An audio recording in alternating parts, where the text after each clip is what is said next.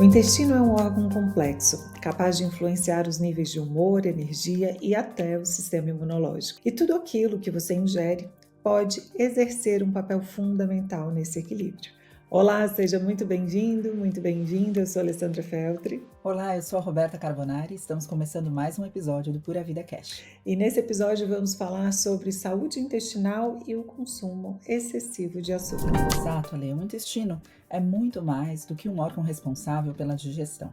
Considerado como o segundo cérebro, ele é composto por cerca de milhões de neurônios, abriga bilhões de bactérias e tem uma comunicação direta com o cérebro, influenciando a saúde e o bem-estar de forma geral. E Beta, é por isso que tudo aquilo que comemos pode ter um impacto aí direto na saúde intestinal, principalmente o consumo excessivo de açúcares e carboidratos em geral, presente em muitos alimentos e bebidas do nosso cotidiano e que pode afetar negativamente o equilíbrio dessa região do nosso corpo. Para nos ajudar a falar sobre saúde intestinal e o consumo do açúcar, gostaríamos de apresentar nosso convidado de hoje. Ele é nutricionista, mestre em ciências dos alimentos e professor, Murilo Pereira. Seja bem-vindo, Murilo. Uma honra sempre ter você aqui conosco. Muito obrigado pelo carinho, obrigado pela confiança, muito obrigado por essa oportunidade de chegar até a casa das pessoas ou a academia, aquele momento em que você está no trânsito. Muito obrigado por você estar conosco, escutando esse conteúdo, que é um conteúdo de grande relevância a partir de um conceito que foi estabelecido ao longo dos últimos anos de overnutrition ou de consumo excessivo de alimentos que contêm açúcares. Muito obrigada por estar aqui, Murilo. Você é uma estrela quando a gente fala de Uma intestino, né, aqui nesse referência. podcast, um dos podcasts mais ouvidos, inclusive, né, e trazendo sempre de uma forma extremamente didática as informações tão importantes a respeito do nosso intestino, que antes era considerado, né, era subconsiderado por muitos, né, como um órgão que simplesmente faz uma pequena função. Hoje sabemos que ele tem muitas funções. Então já queria começar perguntando para você, como que foi, né, que o intestino foi considerado aí o segundo cérebro? A gente fala e ouve muitas pessoas falarem, antes da gente entrar no assunto açúcar, mas a gente ouve muitas pessoas falarem, né, sobre os trilhões, bilhões, quadrilhões, o número muda sempre, de bactérias e de neurônios. Quanto Então eu mais gostaria que estudos tem, você... mais essas bactérias e neurônios É, aumentam, né? é, exato. Então eu queria que você, que sabe muito bem sobre isso, pudesse dar essa introdução, antes da gente começar aí falando especificamente do Vamos açúcar. lá. Então, assim, um histórico da ciência, né, ele tem uma base em 2007, quando surge um método de análise do microbioma intestinal que dá uma expectativa de vida de micro-organismos no intestino. Em 2012, começam a surgir as reviews, as publicações, que consideram os últimos 5 anos de pesquisa. Então, como o marco inicial é 2007, 2012 temos revisões que nos trazem dados de que há 10 vezes mais células microbianas do que células humanas. Isso gerou uma grande repercussão mundial quando falávamos: olha, existem mais células microbianas do que células humanas em um ser humano. Então, não temos um ser humano, temos um acumulado de bactérias com uma característica humana. E isso foi gerou uma repercussão muito grande no mundo, porque as pessoas não tinham o discernimento de tamanho.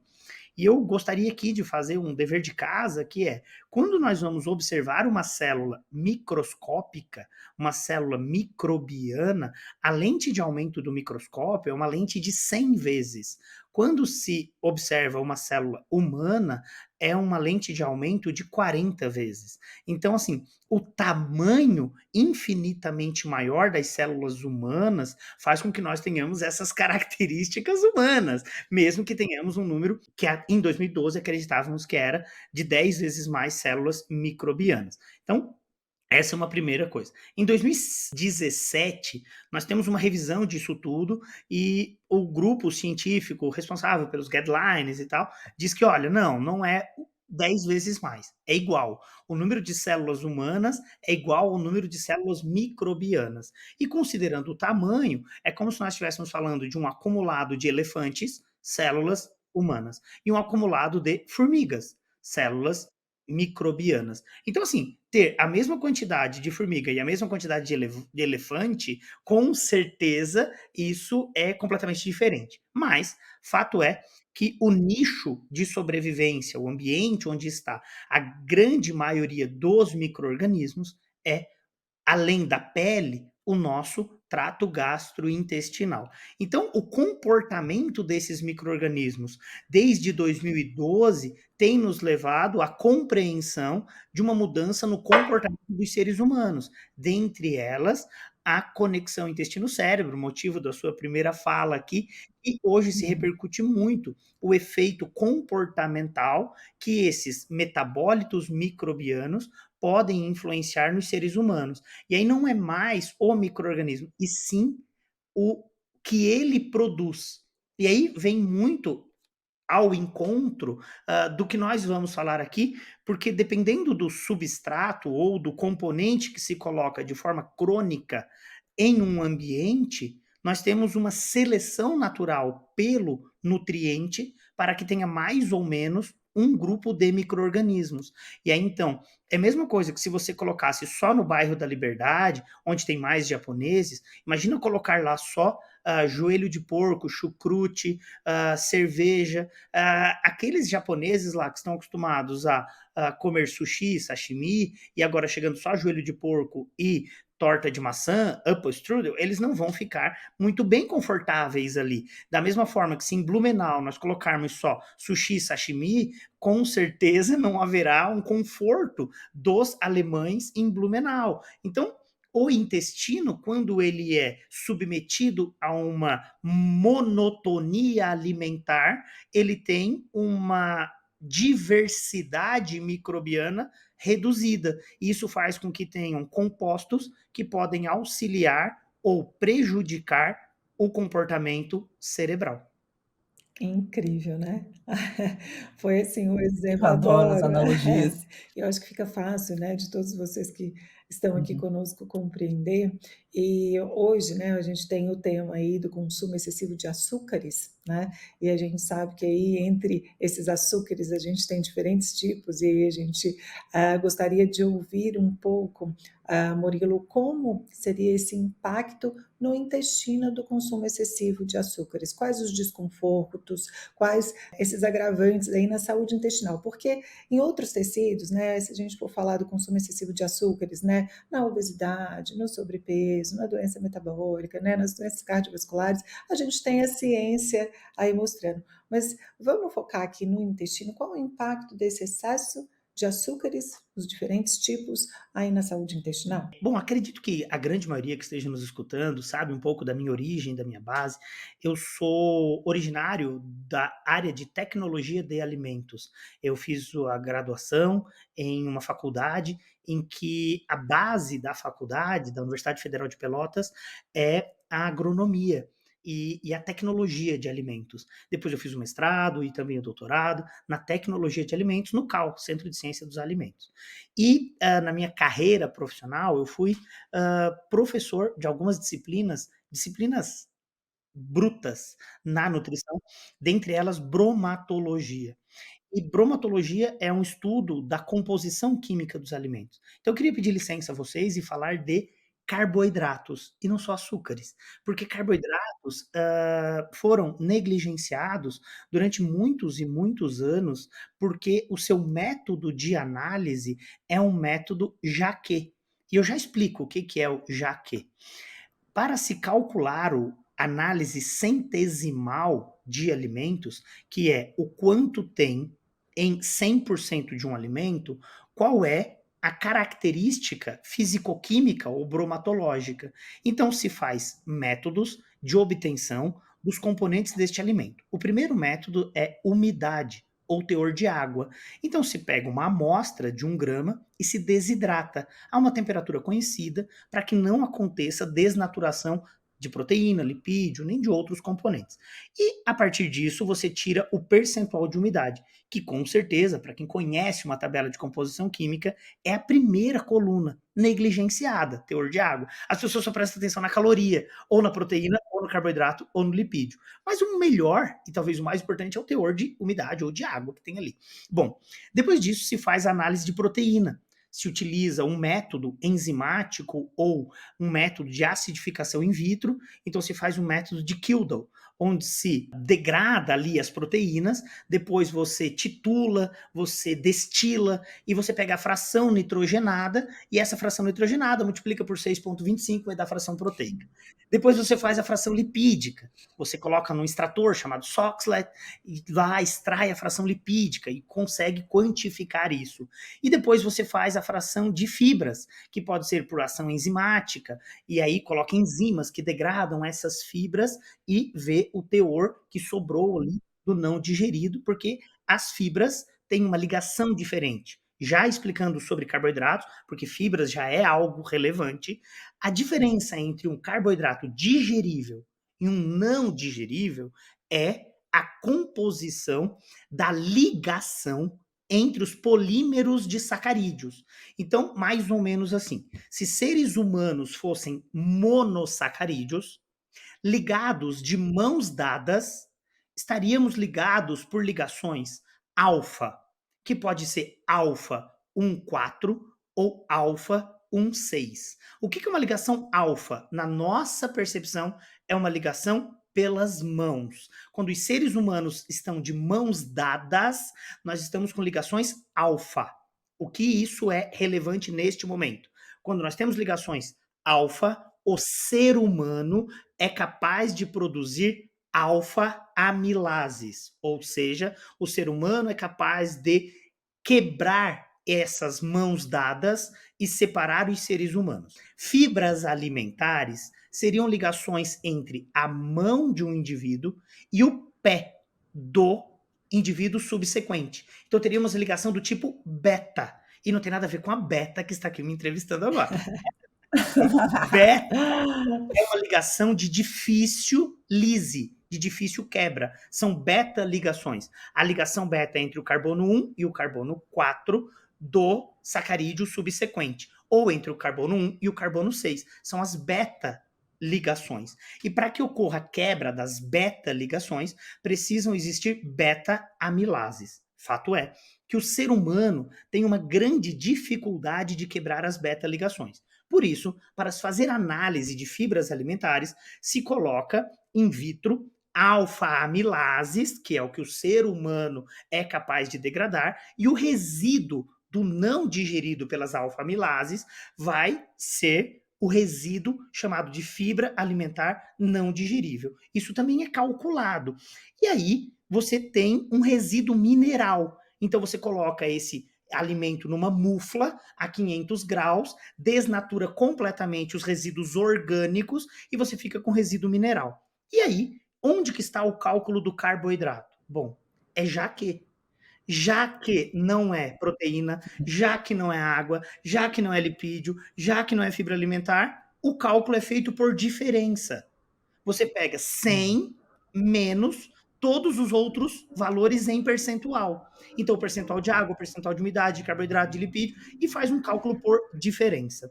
E assim foi rotulado alimentos até 2004. Então, até 2004, assim que foi rotulado por diferença. Não se importava qual carboidrato estava lá, que tipo de carboidrato estava lá. Então, nós tínhamos um total de carboidratos dos alimentos e separado lipídio, proteína e tal. Com o advento da ciência, que cada vez mais a gente se preocupa com a composição dos alimentos, surgiram novas legislações dizendo, olha, carboidrato não é tudo igual. Existe carboidrato complexo, existe carboidrato simples. E é importante saber e fracionar os carboidratos em informação nutricional, porque a repercussão no ser humano é diferente. E aí, então, surge a necessidade de informar quais são os tipos de carboidratos que estão em alimentos. E aí surgem métodos de análise para diferenciar o que é esse universo de sacarídeos. E aí, peço licença para explicar os principais sacarídeos, que são os carboidratos complexos. O que seria um carboidrato complexo? É aquele formado por N ligações do tipo alfa, alfa 1,4 e alfa 1,6, carbono 1 com carbono 4, o carbono 1 com carbono 6 do sacarídeo subsequente. Os sacarídeos são divididos em monossacarídeos, disacarídeos ou oligosacarídeos. Oligosacarídeos são os grandes, esses que têm várias ligações. Nos complexos, você pode ter ainda nesse emaranhado beta-ligações, que são ligações de difícil digestão.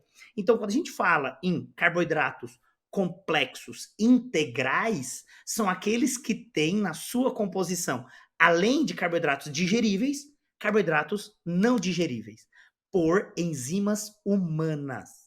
E onde que entra a compreensão do microbioma humano?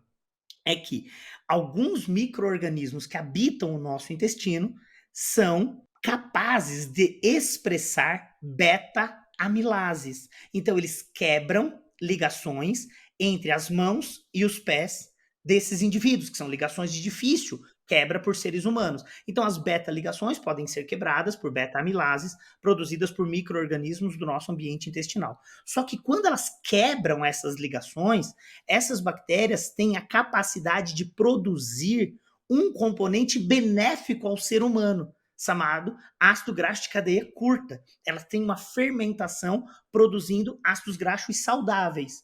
Fato é que quando nós temos chegada no intestino somente de carboidratos com alfa-ligações, essas alfa-ligações de difícil digestibilidade por bactérias, mas de fácil digestibilidade por seres humanos, o ser humano tem a capacidade de quebrar já na cavidade oral, pela alfa-amilase salivar, que é uma alfa-1,4. Ela quebra a ligação 1 do carbono 4 e a gente já tem percepção de dissolver amido.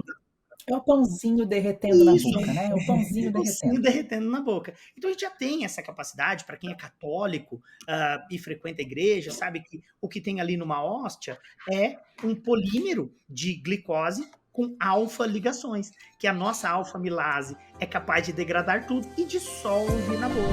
Então, depois de fazer essa breve introdução do que é carboidrato, o que é integral, o que é fibra, o que é carboidrato digerível, os carboidratos na alimentação, monossacarídeos, disacarídeos e oligosacarídeos podem influenciar na saúde do microbioma ou na saúde metabólica como um todo.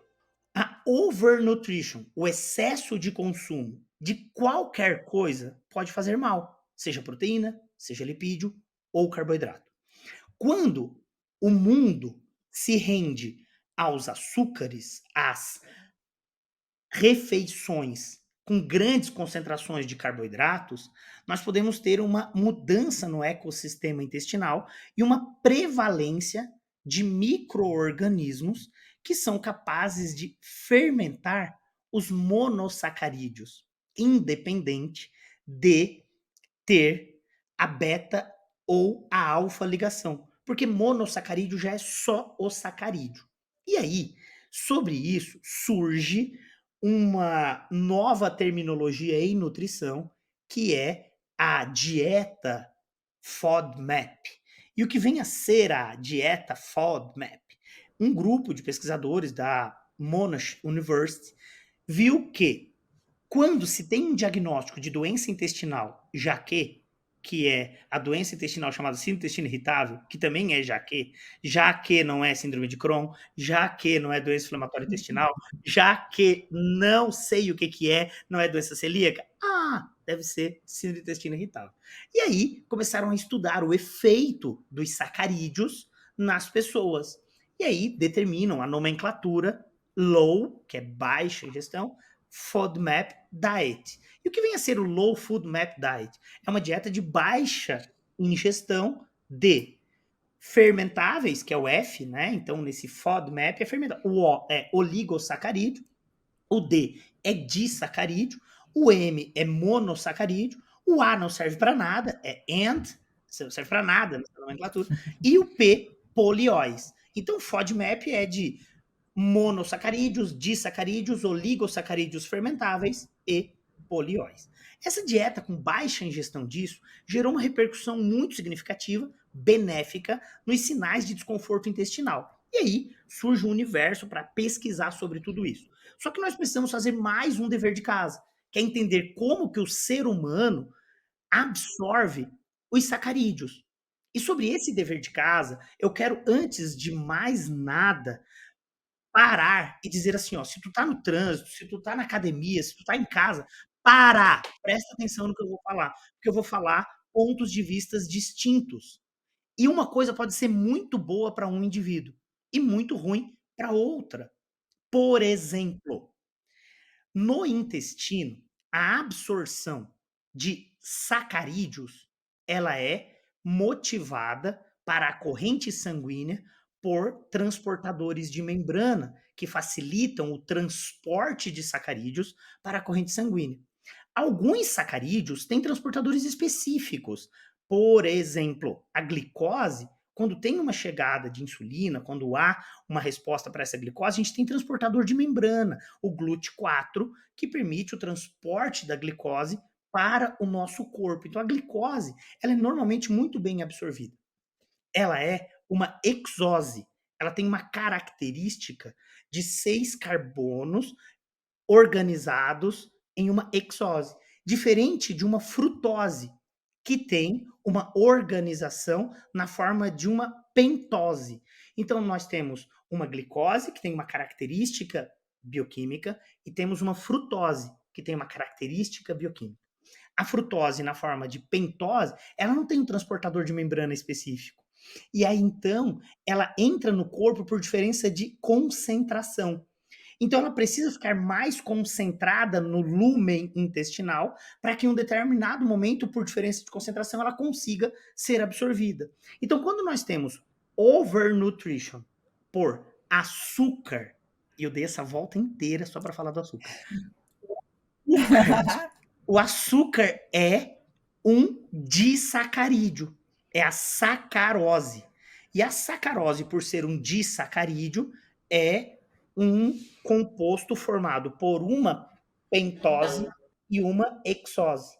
Fato é que a exose tem transportador de membrana, então facilmente ele vai para a corrente sanguínea. Então a influência do microbioma sobre a glicose é mínima, mas sobre a frutose é máxima, porque ela tem uma diferença no padrão de absorção e ela fica mais suscetível a processo fermentativo no lúmen intestinal. Então, quando a gente tem uma dieta rica em açúcares, e esses açúcares fazem parte de um consumo crônico, às vezes 3, 4, 5 vezes ao dia, ele pode ser extremamente benéfico, se você merecer este carboidrato. E atletas intraprova de maratona, por exemplo, merecem carboidratos intraprova. E uma das coisas mais legais é que nós possamos treinar o nosso intestino para absorver de forma mais efetiva esse carboidrato, porque a gente precisa de energia intraprova. Então, estou falando que isso é ótimo, ter carboidratos chegando muito tempo nesse intestino. E, inclusive, tem como treinar o intestino para absorver mais rápido ainda a glicose. Existe um receptor no epitélio intestinal chamado SGLT1, e estimular o receptor SGLT1 vai melhorar a capacidade de captura da glicose, melhorando a performance dessa glicose para nutrir as células do corpo que estão em fase de gasto energético para o exercício. Então, o que estimula mais o SGLT1? Adoçantes artificiais. Então, tu imagina como se beneficiaria um atleta que treinou sua tripa para absorver melhor a glicose numa prova, porque ele estimulou cronicamente com esse adoçante artificial para absorver mais rápido a glicose. E aí tá tudo bem, é ótimo para o atleta. Agora imagina o cara que fica sentado na televisão, trocando o canal, parado, em um gasto energético mínimo, sem precisar essa glicose no corpo, treinando a sua tripa com adoçantes artificiais. Quando ele come açúcares, ele absorve muito mais rápido. E aí o efeito metabólico sobre isso é extremamente indesejado. Então eu não estou dizendo que é ruim nem que é bom, eu estou dizendo que nós precisamos conhecer. Conhecimento é libertador. E quando a gente conhece, fica tudo mais fácil. Bom, por que surgiram muitas pesquisas no planeta falando mal de frutose? Porque esse sacarídeo é um sacarídeo de difícil absorção, de metabolização diferente pelo nosso metabolismo hepático, ele aumenta IMP, que aumenta xantinas, pode aumentar ácido úrico, podemos ter hiperuricemia por esse excesso de frutose. E aí, por um problema de fonética na língua portuguesa, se atribuiu um problema à fruta.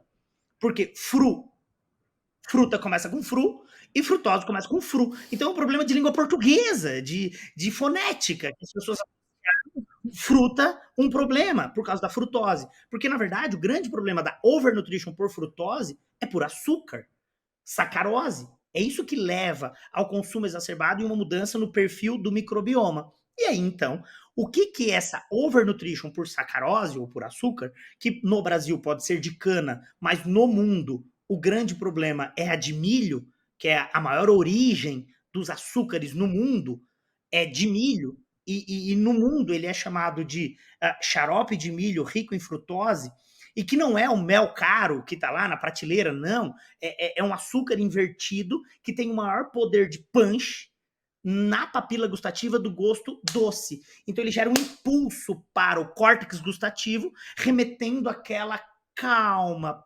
paz. Revira o olho. Da mesma caía de bicicleta, alguém ia lá correndo, pegava um copo, tacava ali uma colher de açúcar e clec, clec, clec, clec, dava para você tomar para acalmar.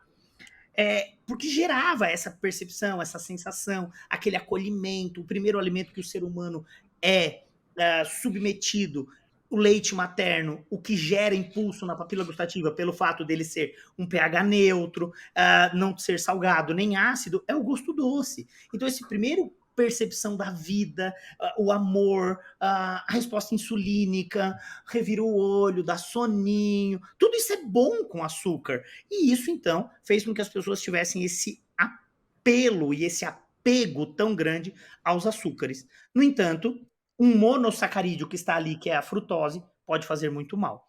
E aí, não é só esse açúcar que pode fazer mal. Nós temos um outro disacarídeo chamado lactose, que algumas pessoas, ao longo da vida, podem ter uma dificuldade na produção da enzima, chamada lactase. Esses indivíduos já são conhecidos, esses indivíduos são indivíduos que têm um polimorfismo genético no alelo, chama MCM6.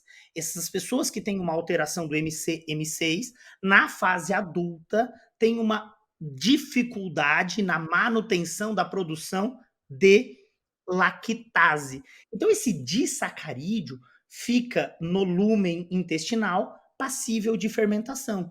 E isso nós chamamos de intolerância a um sacarídeo, um açúcar, que é a lactose. Então, nós temos conhecidamente hoje as intolerâncias à lactose, a intolerância à frutose, mas que normalmente está associada a uma overnutrition, não é que a pessoa não tolera a frutose, ela tolera, desde que seja em dose coerente com a fisiologia do indivíduo. O problema é que as pessoas comem só isso. E aí passam a demonizar frutas quando deveriam entender a composição dos alimentos e o quanto que tem de sacarídeo ou açúcar adicionado àquele produto para saber se não vai mudar a característica microbiana. Finalizo agora. Se por um acaso o microbioma intestinal for, ao longo da vida, submetido à chegada crônica de açúcares, tu não vai ter predomínio de uma variabilidade de micro-organismos. Tu vai ter ali uma monotonia. E essa monotonia faz com que tenha uma condição de micro-organismos que produz menos ácido graxo de cadeia curta, que é o butirato. E esse ácido graxo de cadeia curta gera nutrição do colonócito. Ele é a energia para dar integridade ao cólon. Por isso, hoje, nós estamos vivendo um mundo de câncer coloretal, ganhando uma notoriedade esse problema do câncer coloretal, porque a longo prazo, por escolhas alimentares equivocadas, nós temos menor produção de ácidos graxos de cadeia curta e já se sabe o mecanismo pelo qual o ácido graxo de cadeia curta minimiza a mutação do colonócito. Então, quando nós temos uma dieta que é rica em carboidratos ou fibras alimentares complexas com beta-ligações, haverá uma produção de butirato. Quando a dieta crônica é pobre em fibras alimentares e compostos fenólicos, nós temos menor metabolismo microbiano de síntese de butirato. E o butirato é quem nutre o colonócito saudável, mas ele tem uma afinidade por receptor chamado GPR43, que no colonócito inibe estonadeacetilase. E inibindo estonadeacetilase, inibe a mutação do colonócito e, por isso, gera mais longevidade e menos risco de câncer coloretal. As informações, né, quando você entrega elas detalhadamente, faz muito sentido para todo mundo, né? Porque eu não sei o que acontece, porque o que a gente recebe no consultório é assim, mas eu sei o que comer. Eu como lá minhas frutas, mas esse entendimento, né, que você trouxe aqui, super, super claro, eu acho que até no ato de se alimentar, para quem estiver aqui com a gente, eu acho que vai memorizar, falar, poxa, é isso mesmo que eu quero colocar para dentro do meu intestino de forma para dentro do meu corpo de forma crônica. E também, Murilo, acho que você deixa muito claro, você usa alguns termos super cuidadoso, né? De forma crônica, né? O que não exclui, né, as exceções, né? Então isso é importante. Então, tudo quando a gente fala, né, de hábitos alimentares, né, do que você coloca mais aí no seu dia, do que é rotina, né, do que realmente vai fazer parte aí maior do seu tempo, é que vai construir saúde. Não é a exceção, né, então, de pequenas coisas que vai destruir toda a construção do maior tempo que você vive aí com boas escolhas alimentares, né? Mas brilhante, brilhante, né, Rô? Olha que delícia. Não, eu estava aqui, deixa eu pegar a minha caneta. Quando ele começa a falar, eu fico de caneta no podcast, viu? Mas daí eu fui ficando tão entretida que eu larguei a caneta para ficar ouvindo o que ele estava falando. Eu acho muito legal a forma que o Murilo aborda, por algumas razões, Alê. E assim, Murilo, você é realmente um professor, sabe? Professor. É um professor. Tem gente que gosta de dar aula. Você não, você é um professor, além de eu acredito gostar de dar aula, porque você dá muitas. Mas a questão que você trouxe traz um alerta, né, para várias outras questões. Então, não é simplesmente o consumo de carboidrato, né? É que carboidrato você tem consumido, qual a quantidade que você tem consumido, e mais do que isso, que carboidrato você tem evitado e como. Porque quando você traz a questão do adoçante, a pessoa tem uma sensação de que eu uso adoçante para evitar açúcar. Sim. Né? Porque eu não consumo açúcar. E aí eu passo sentado na televisão assistindo o meu programa, né, a comer uma série de docinhos fits, diets, né, repletos de adoçante. Só que eu não vou parar de comer açúcar para sempre também. Mas quando eu consumo, o impacto que eu tenho no meu corpo é outro, se eu não ficasse consumindo tantos docinhos, né, repletos de adoçante. Então, existe uma separação do que eu acredito que jamais deveria ser separado na alimentação. O todo, né? O que vem depois do que você comeu. Porque as pessoas falam assim, adoçante faz bem, adoçante faz mal. Não sei, como é o dia desse indivíduo? Quando ele usa? O que ele come além? Isso jamais devia ser separado, porque não é o adoçante, é o que você faz depois que você comeu tantos docinhos com Exato. adoçante. Né? O que você acessa? Que tipo de comida? Você é um atleta? Você vai sair para uma maratona depois? Quem é você? Então, isso jamais deve ser separado na ciência. E eu falo que esses recortes de informação são prejudiciais ao indivíduo que é leigo. Então, eu fico muito feliz de ouvir uma aula como a sua, porque ela não recorta a informação. Ela traz uma linha de raciocínio e explica uma coisa depois da outra, Começa para a que fazer as pessoas sentido, que né?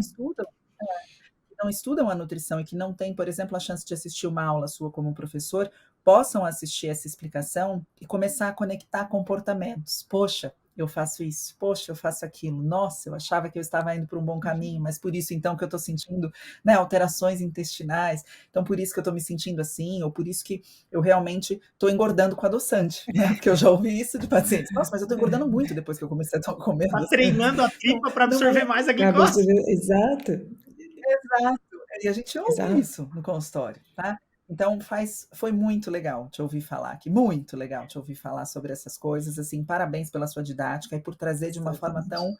tão simples algo que é extremamente complexo. Então, Exatamente. eu acho que assim, o grande recado, e aí eu aqui faço parte da culpa por isso, porque fui coordenador do curso de nutrição durante 11 anos na minha vida. E durante esses 11 anos eu fui conivente com algumas informações.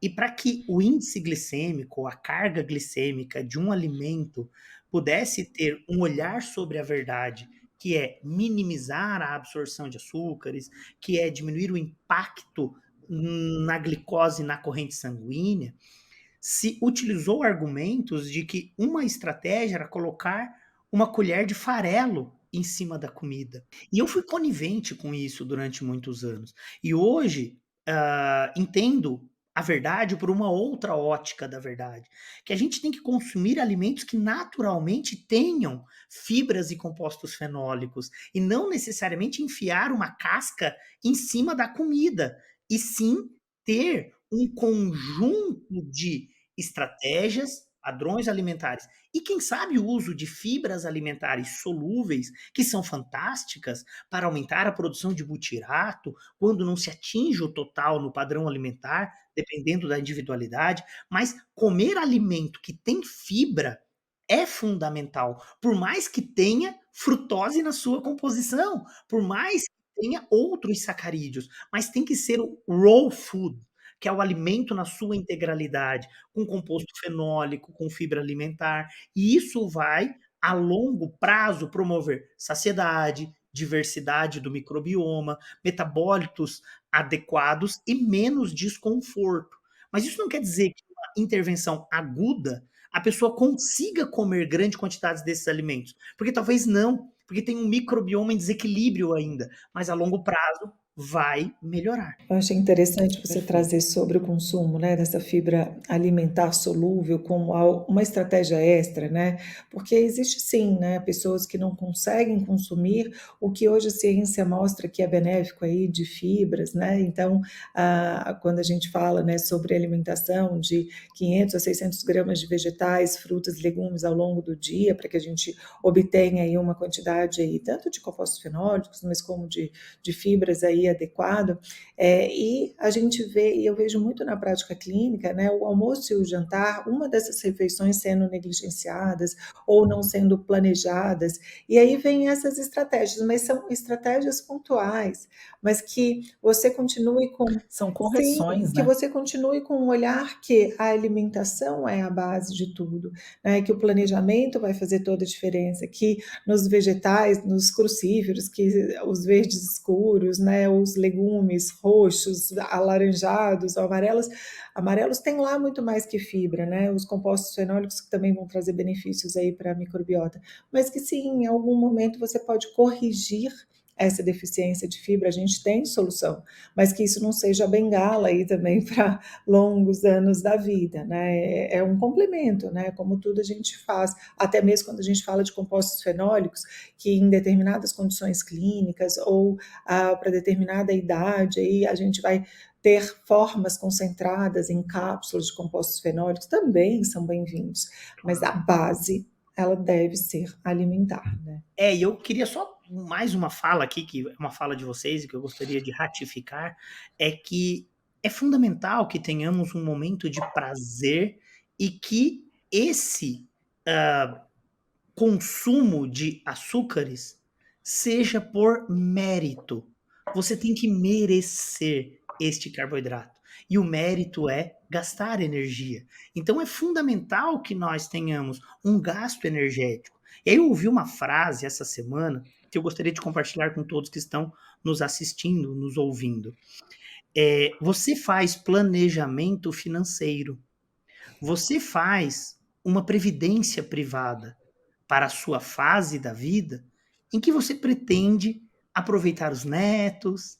E eu queria saber o quanto que você está programando o seu metabolismo para ter uma massa magra adequada nessa mesma fase da vida.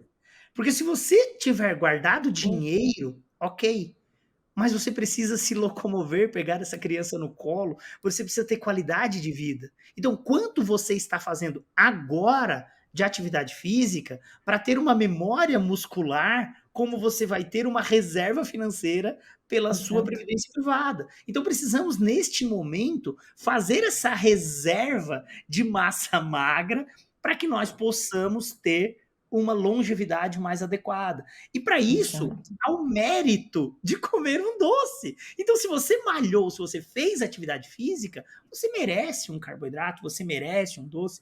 E quando você comer, coma feliz. Porque nada pior do que o rancor depois. E a culpa. Coma feliz. E tá tudo bem.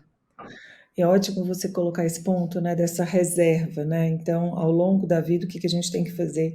Eu dei uma palestra recentemente sobre metabolismo ósseo, sobre saúde óssea, principalmente na saúde feminina, que a gente sabe que com a diminuição aí significativa de estrogênio, enfim, a gente tem um metabolismo ósseo alterado e do eixo intestino-osso, né, também. Então, toda essa falta de diversidade, a diminuição da produção de ácidos graxos de cadeia curta vai ali ativar processos inflamatórios que vão modificar aí o metabolismo ósseo, fazendo com que eu ative células que vão reabsorver aí o osso e não as células que constroem.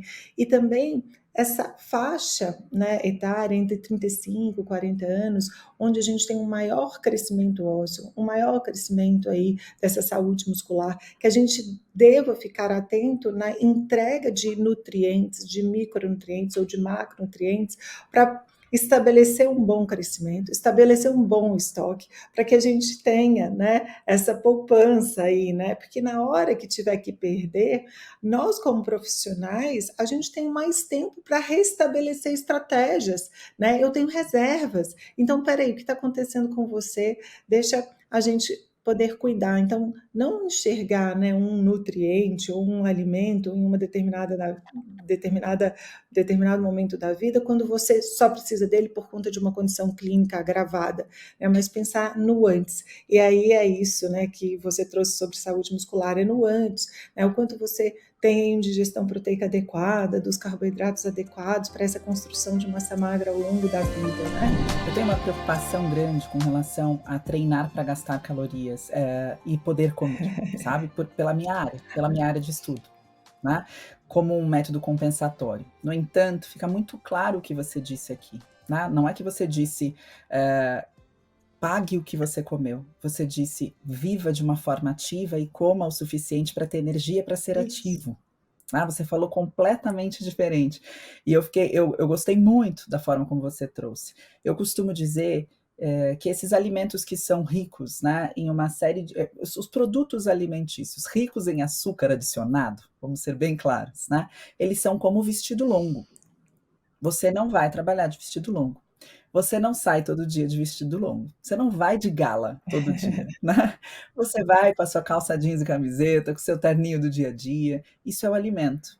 O alimento, ele é a calça jeans, a camiseta, o terninho do dia a dia, né? O sapato que você usa para ir trabalhar todo dia. Esse é o alimento. O produto alimentício rico em açúcar e palatabilidade é o vestido de gala que você põe uma vez ou outra, numa ocasião especial, né? Quando a gente trata as coisas como elas são, fica mais fácil. O problema é que se você não cuida da sua previdência, se você não cuida da sua saúde financeira, se você não cuida do que vem depois, é difícil cuidar também do que acontece depois quando você não pensa na sua alimentação. Sim. Então a gente precisa ter uma profunda reflexão sobre os nossos comportamentos, porque provavelmente o seu comportamento alimentar seja parecido com o seu comportamento financeiro, que seja parecido com o seu comportamento de previdência de vida, né? Se a gente começar a reparar esses comportamentos, a gente vai conseguindo ajustar tudo, pouco a pouco, cuidando da saúde, cuidando do intestino, e cuidando aí de ser feliz também, né? Porque é muito importante ser feliz para que tudo isso funcione. Não existe intestino que resista à tristeza e ao É estresse, verdade. independente do que você come, Literalmente. né? Então, é muito importante ser feliz, porque a ligação é bidirecional, né? O que a gente pensa também afeta aí essa microbiota intestinal. Então, como o Murilo falou, quando você decidir colocar o vestido de gala, coloque feliz, Tem que porque isso usar. também afeta a sua microbiota intestinal.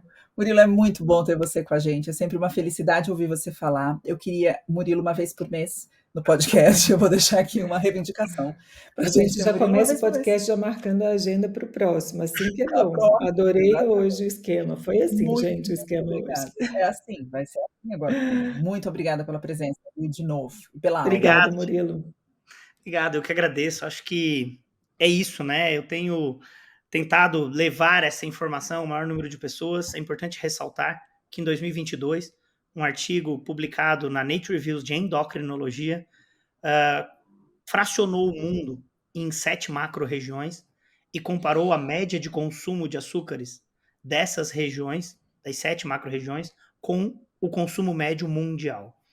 E o Brasil, por compor a América Latina, e a fração, uma das 7 é a América Latina, o Brasil é um país continental, quase que domina a América Latina como um todo, nós somos o maior consumidor per capita, tanto em homens quanto em mulheres, quando relacionado ao mundo, no consumo de bebidas açucaradas. Então, que possamos reverter essa onda. Tem um outro artigo da Nature Reviews de Gastroenterologia, publicado em 2016, que diz o seguinte: precisamos reverter essa onda do consumo dos ultraprocessados, porque senão, em 2025, o valor arrecadado pelos impostos cobrados por alimentos ultraprocessados não será suficiente para cobrir as despesas de tratamento de obesidade e resistência à insulina.